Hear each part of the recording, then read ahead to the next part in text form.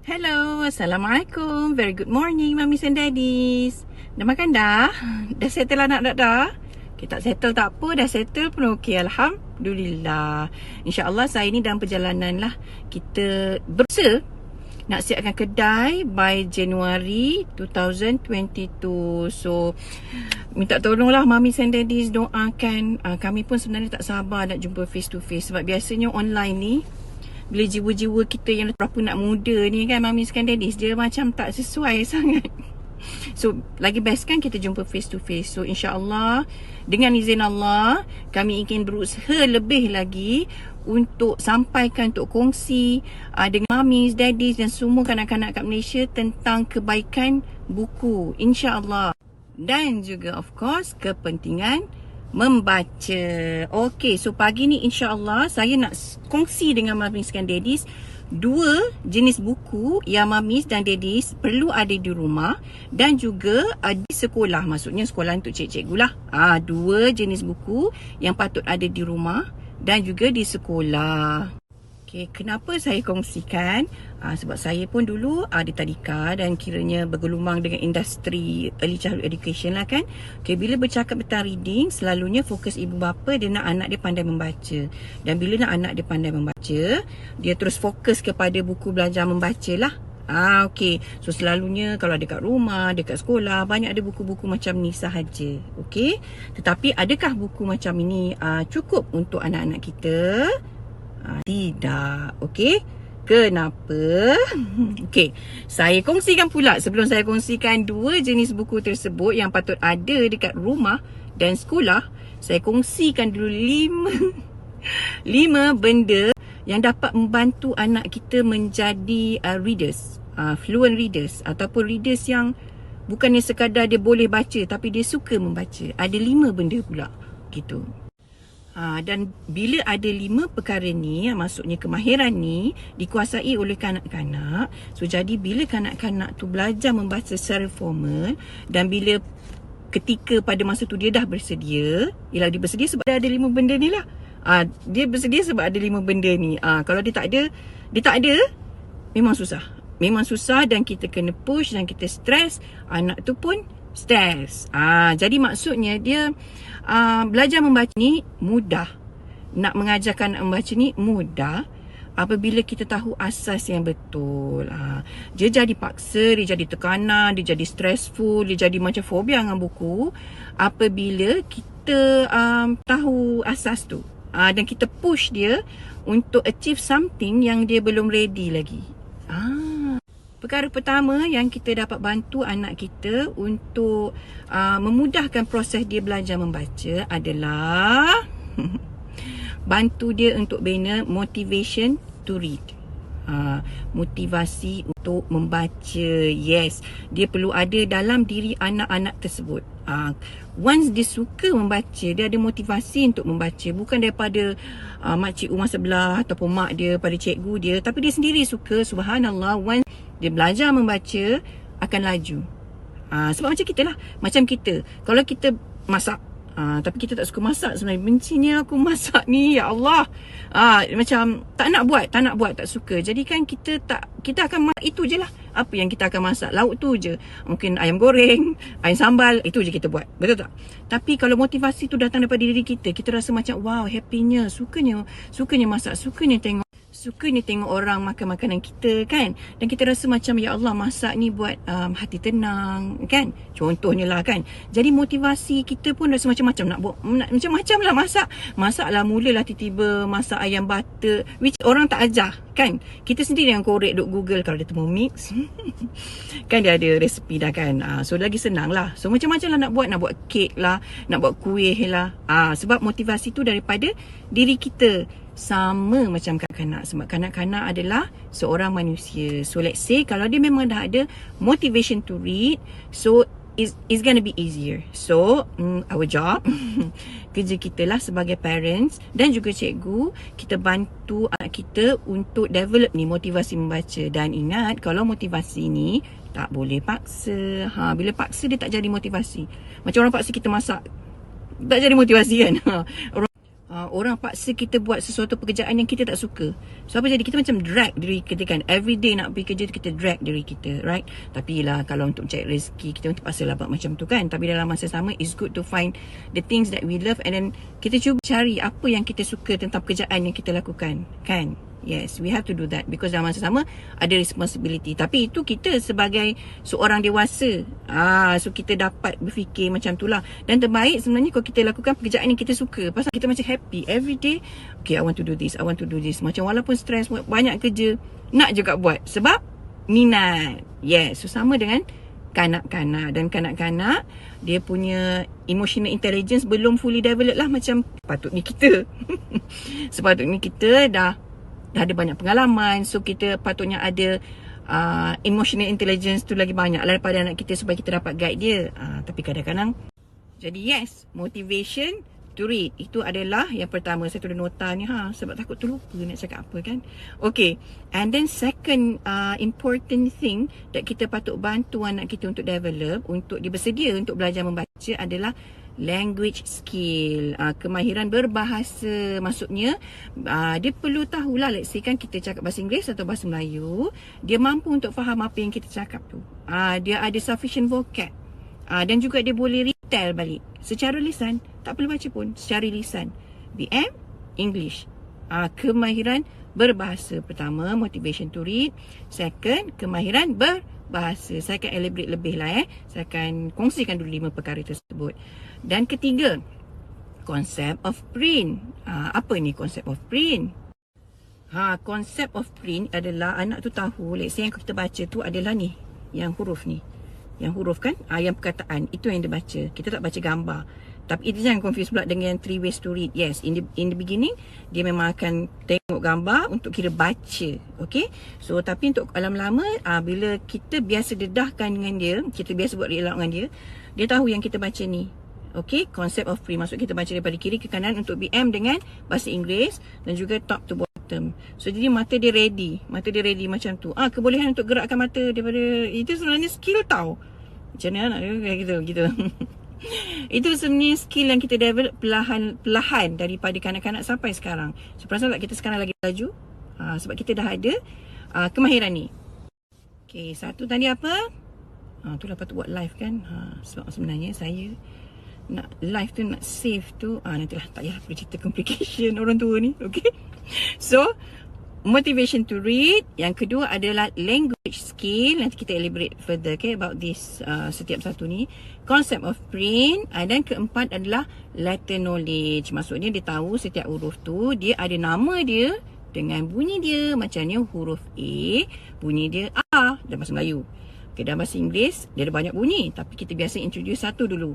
A bunyi dia right? I bunyi dia I. Itu sama bahasa Melayu dengan bahasa Inggeris. Okay, so letter knowledge ni perlu kita expose dengan anak-anak kita. Jadi kata janganlah takut nak kenalkan anak ABC. Jangan takut, really jangan takut. Dia salah kalau itulah semata yang kita perkenalkan. Yes, macam-macam dia boleh belajar tak. Tengok saya cakap macam, sorry sebab dia biasa cakap dengan kanak-kanak. Dia macam cakap dengan kanak-kanak pula. Minta maaf. Tak, bukannya maksud saya rasa mami dengan daddy cakap kanak. Tak, sebab dia dah terbiasa. Okay, sebab anak saya biasa cakap macam tu. Mama cakap macam cakap dengan budak-budak pula. Macam tu dia kata. Okay, so jadi apa saya cakap tadi? Okay, jangan takut kenalkan ABC dengan anak-anak. Sebab proses ni saya cakap tu, okay, ni setakat ni nombor 4 dah kan. Proses ni yang 5 ni dia berlaku daripada awal, daripada baby. Okay, dia tak boleh let's say anak tu 6 tahun. Kita nak semua ni kita nak develop pada usia 6 tahun. Tak. Kita develop daripada usia baby, dia tak perasan. Dan dia bukannya sesuatu yang macam membebankan kita drill anak kita, tak. Nanti saya akan kongsikan lagi dengan Mami macam mana caranya. Kalau caranya betul, yes, betul. Jadi jangan takut dengan buku, jangan ada pandangan negatif tentang buku. Sebab once kita ada rasa macam ni dan kita salah faham, ni salah faham tau, dan kita takut nak kenal anak kita dengan buku sebab kita rasa benda tu akan membebankan otak dia, habislah. Macam mana kita nak bantu anak kita bina yang the first thing tu, motivation to read. Jangan takut dengan buku. So saya akan buat lebih perkongsian supaya kadang-kadang ada salah faham berlaku tau. Jadi sebab mungkin pengalaman dia diperkenalkan buku tak berapa okey, tak berapa best. Jadi dia sebenarnya ada cara lain yang boleh buat kita kenalkan dengan anak-anak kita buku pembelajaran learning ni, tapi secara syok-syok je, happy-happy gitu. Okay, again saya nak ulang, jangan takut dengan buku, jangan ada negative perception tentang buku dan ilmu. Sebab nak bina love dekat buku ni sebenarnya ambil masa. Lepas tu tiba-tiba dia sekarang macam lain pula dakyahnya kan. Dakyah lain pula pendapatnya. Okay, so nombor 5. Nombor 5 yang kemahiran yang anak perlu ada untuk bantu dia membaca kelak adalah phonological awareness. Ni saya dah janji banyak kali nak share. Sebab benda ni dia macam technical sikit. So kalau face to face lagi senang lah sikit kita nak share. Kan kita tunjuk, ni kita explain kan. Okay, so 5 perkara. 5 perkara ni motivation to read, language skill, concept of print, letter knowledge dengan phonological awareness. So anak ada perkara ini, insya-Allah dia akan mudah untuk belajar membaca kelak. Dan mami akan tengok dia punya spurt tu laju gila. Maksudnya bila start belajar formal, laju sangat. So, jadi 5 perkara ni kita perlu bantu untuk anak kuasai sejak kecil. Okay, macam mana tu nanti kita akan kongsikan. Tu lah sebenarnya post ni sebab pasal 2 buku kan. Sebab saya rasa tak lengkap untuk saya terangkan pasal 2 buku sahaja tanpa kita tahu tentang 5 perkara ini. Sebab sebenarnya daripada 5 perkara ni lah yang menjadi asas kepada pemilihan 2 buku ni. Tengok kan?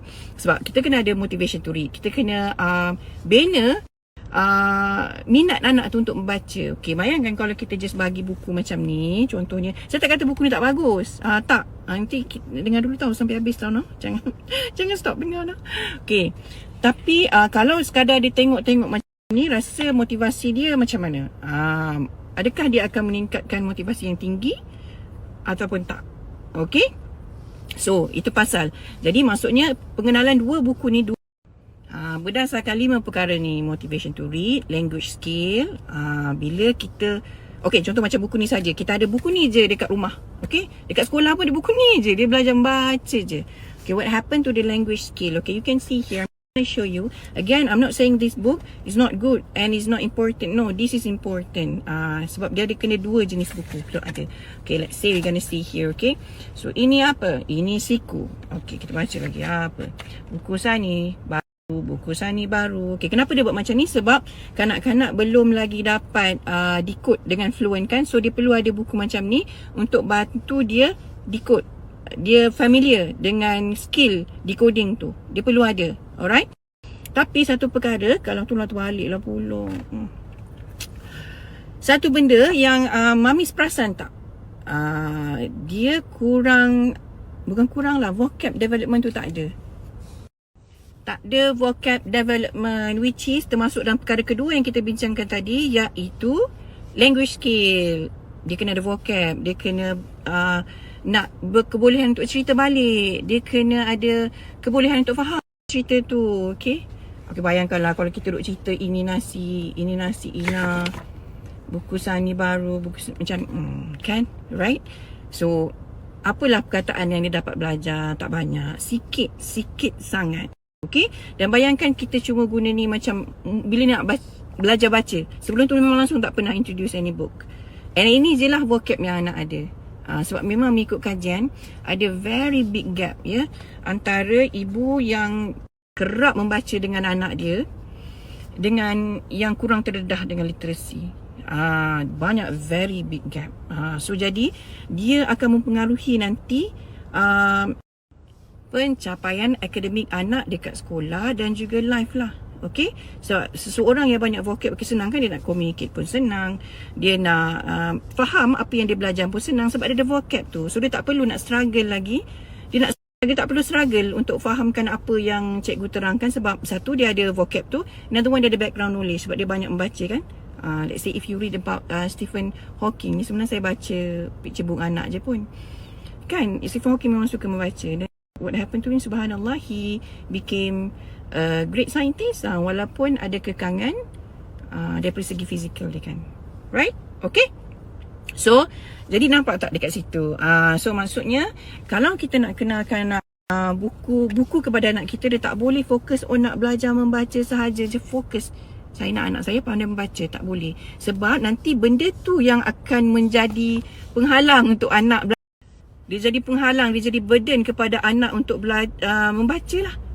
Dia rasa, sebab apa tahu? Sebab lama-lama anak tu dah lah dia tak ada vocab, dah lah dia macam tak bestnya macam ni je ke, dia tak ada motivasi nak membaca. So, push juga apa jadi. Okay, anak mungkin dia boleh membaca, yes, mungkin dia boleh baca, even in fact dia mungkin boleh belajar awal, tapi lepas tu dia tak suka membaca pun, dia bukanlah seorang reader. So jadi let's say kalau kata adakah salah baca awal, pada saya tak salah. Tak salah kalau anak tu yang minat sendiri, kalau motivasi untuk membaca tu datang daripada diri anak. Sebab macam saya kongsikan tadi, kalau dia ada 5 skill ni, bila dia start membaca tu dia akan laju. Sebab dia minat dia akan laju. Apa yang kita buat dengan minat, kita akan laju. Tetapi kalau kita buat sesuatu dipaksa oleh orang lain, external kan, external punya motivation, dia dibuat dengan penuh paksaan. So apa dua jenis tu? Okay, satu jenis adalah buku untuk belajar membaca sendiri. We call it graded books, ataupun ada orang panggil level book, tapi boleh panggil graded book lah. Okay, kenapa perlu ada graded book? So tadi kita cakap pasal phonological awareness kan. Okay, phonological awareness ni adalah kebolehan seseorang kanak-kanak untuk manipulasi sound yang ada dekat words tu. Maksudnya dia tahu macam makan, dia terdiri daripada bunyi contohnya macam tu. Okay, jadi kita pergi detail kat sini. Okay, so dia berkaitan dengan phonics, tapi dia bukan phonics. Alright, so untuk anak hebat phonics, maksudnya dia boleh pantas faham tentang konsep phonics tu, dia perlu ada phonological awareness. Alright, so benda ni develop perlahan-lahan. Even sebenarnya sampai darjah 3 patut kita dedahkan, bukannya sampai tadika sahaja. Okay, so anak punya phonological awareness ni dia develop perlahan-lahan. Jadi maksudnya itu pasal dia punya phonics punya skill pun develop perlahan-lahan. So buku-buku macam ni penting untuk dia tak membebankan anak untuk terus macam semua benda dia kena kecap. Tak, dia satu-satu. So tengok macam ni, dia kena A, I, U dulu, right? Dia kena A, I, U dulu, and then dia combinekan dulu, dan dia meaningful tau kat sini. Sebab dia terus apply ini baju, dia terus apply dalam sentence, rather than dia just introduce A, B, C sampai habis. Dia tak nampak tau, dia introduce A, B, C and then consonant sikit, and then terus apply dalam sentence, and then terus dia tunjuk okay apa benda ni. So dia lebih meaningful. Kita cakap nanti ni lain. Okay, so buku macam ni, graded book is important to young children. Kalau kat Malaysia ni kita special sikit, kita macam-macam kita ada.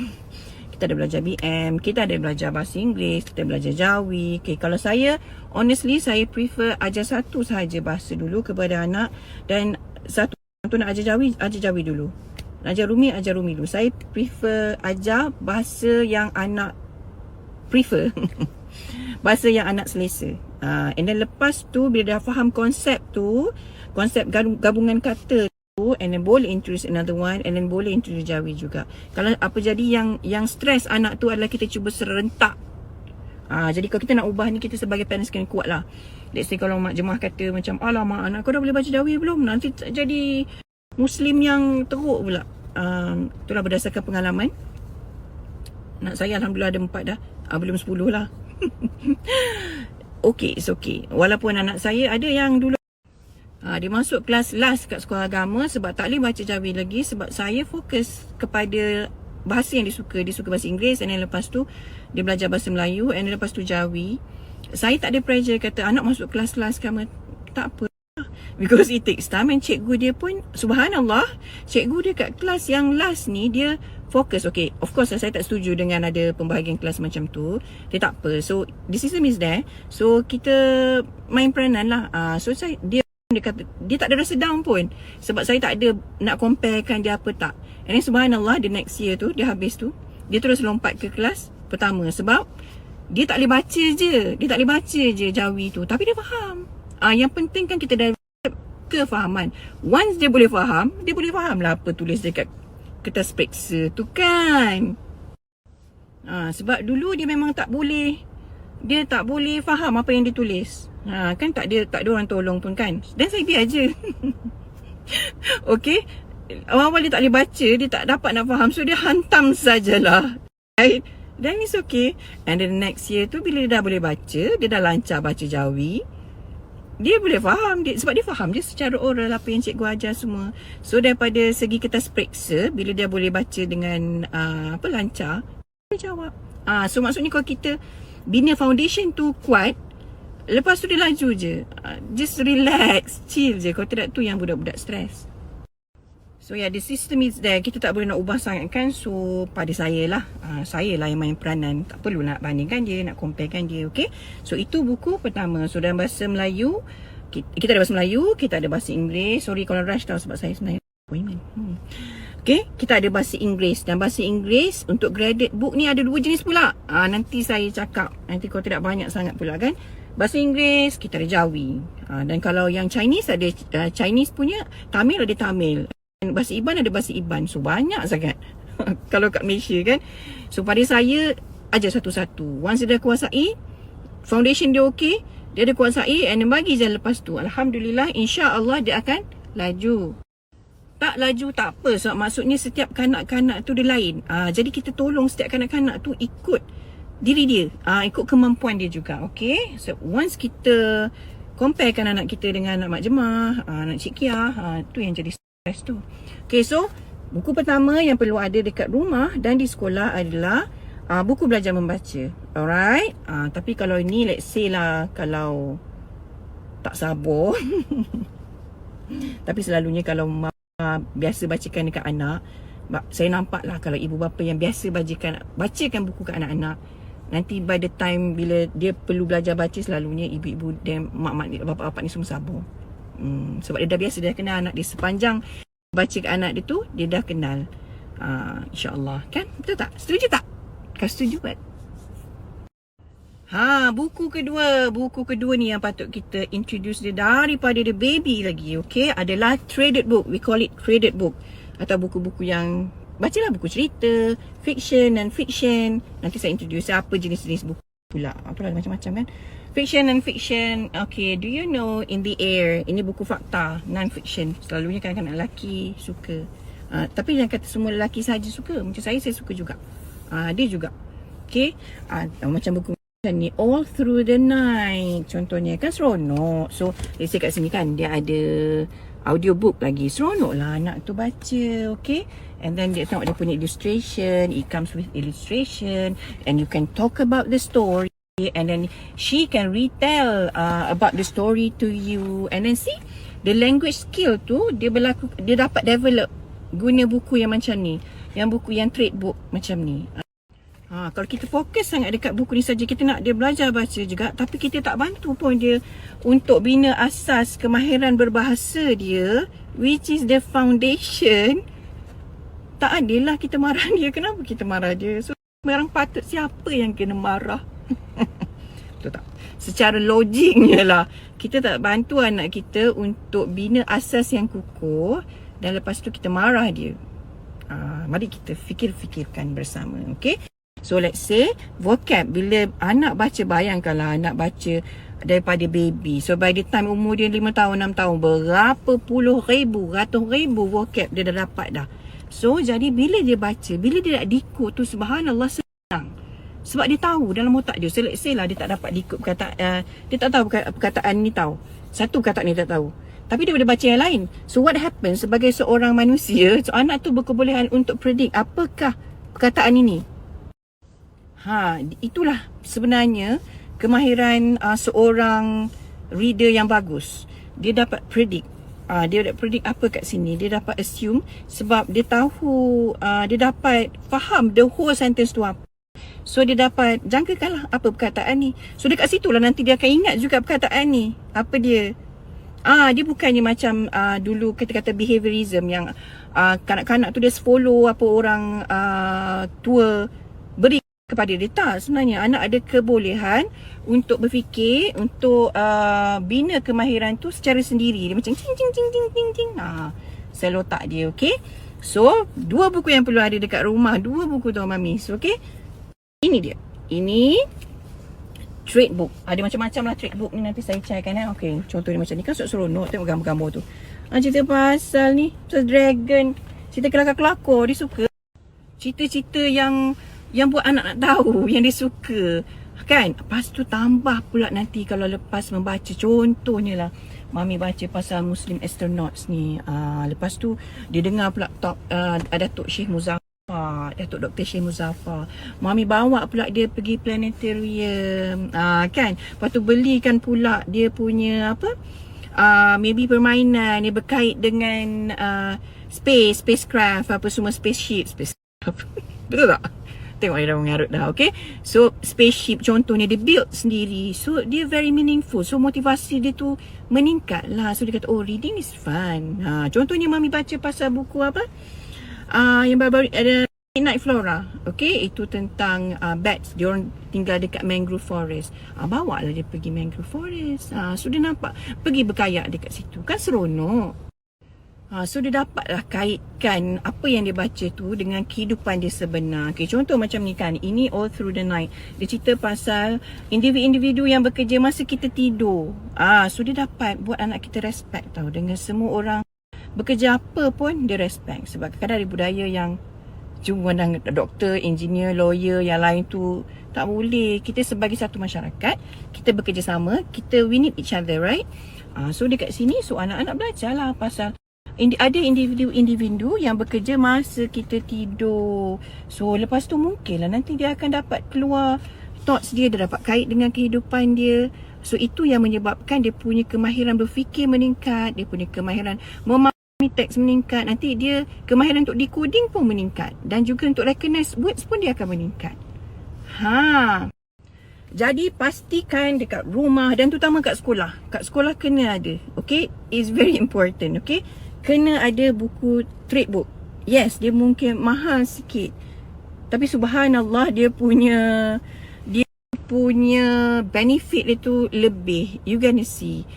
Boleh balance kan. Sebab macam saya suka buku. Saya tak tengok buku ikut harga dia, sebab saya tengok dia ikut value dia. Sebab kadang-kadang buku tu dia mahal, tapi subhanallah dia punya cara penulisan tu menyentuh hati. Dia memberi sesuatu dalam kehidupan. Okay? So macam ni kan seronok. So anak-anak tu semangat nak baca. Kalau kat sekolah barulah dia tengok buku tu macam nak cerita. And then kita buat pula aktiviti kait dengan buku. Macam hari tu yang saya kongsikan tentang satu tadika kan, yang dia buat aktiviti berdasarkan buku, kan seronok. Dia nampak buku tu fun. Dan jangan lupa buku yang ni juga. Kalau let's say memang mengajar membaca dekat sekolah, so jangan lupa yang graded book. Alright, graded book ni dapat bantu kanak develop dia punya kemahiran untuk decode secara bertahap. Tadi tak adalah dia stres, dia kena hafal semua. Okay, nanti kita cakap tentang whole word dengan phonics. Okay, perbezaan dia. Alright, sebab saya suka gunakan both. Okay, so dua jenis buku yang patut ada dekat rumah dan di sekolah. Dan setiap buku ni pun dia ada dia punya kualiti dia tentu. Nanti kita akan bincangkan macam mana nak pilih buku graded book yang sesuai untuk anak Mami dengan Daddy. So, okay, nanti kita akan bincangkan kemudian. So kesimpulannya, dua jenis buku yang patut ada dekat rumah dan sekolah adalah traded book mula daripada baby, dan kedua adalah graded book, level book. Yang ni lebih important dekat sekolah. Okay, kita akan bincang detail. Sekian perkongsian hari ni Mamis. Okay, take care semua. InsyaAllah kita akan kongsi banyak lagi dengan Mamis. Okay, Assalamualaikum.